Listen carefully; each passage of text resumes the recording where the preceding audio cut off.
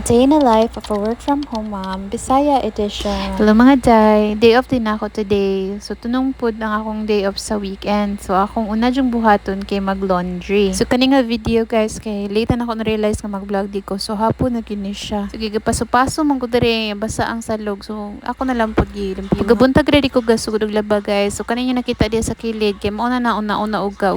Dali ra jud na nga uga mga day kay perting inita magud pagkabuntad hantud udto. Medyo nalangay jud ko gamay kini hunong manggod ang tubig. Kay lagi na amin sa third floor og weekend. So dagan kay naglabas sa ubos. Jay ginapoy refilling station sa ubos. So kompetensya jud kaayo. So ako jud timing. I-flex din ako ni mga jay ako napalit sa yellow up.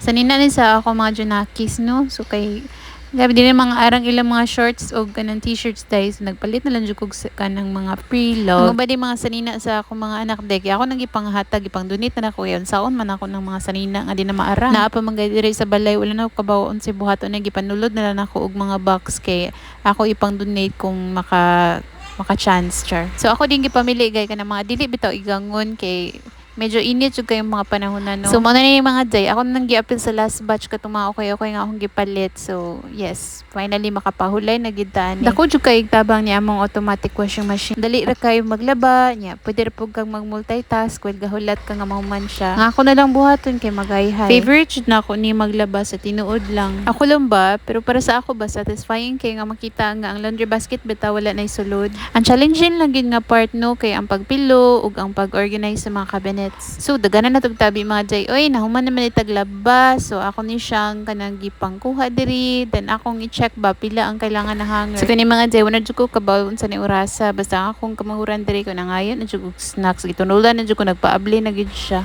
Ako na lang pud gi-check ang kamagwangan ako jay. So wala busy di kay siya paint. So kanina ako jud ning gihatag niya kani akong kanang sobra sa akong number paint. Kanang gipalit na ko sa orange up no. So gimingaw man kog paint.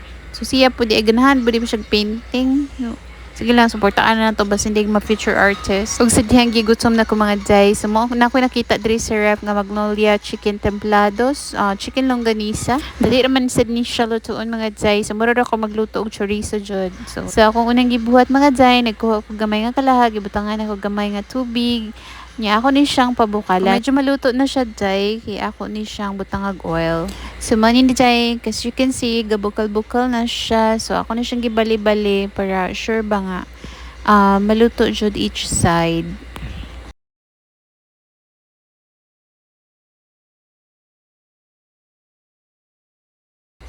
Okay, so medyo naluto na siya guys, no? So ako na siyang butangan og cooking oil before anything else. Kaya ato sa naiabod day ang extra nga tubig.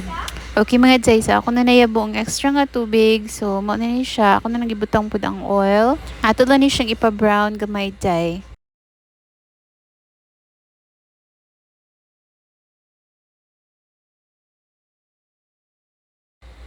O para magawas guys ang extra nga mga oil, so mo na siya, ako na siyang gipang puncture.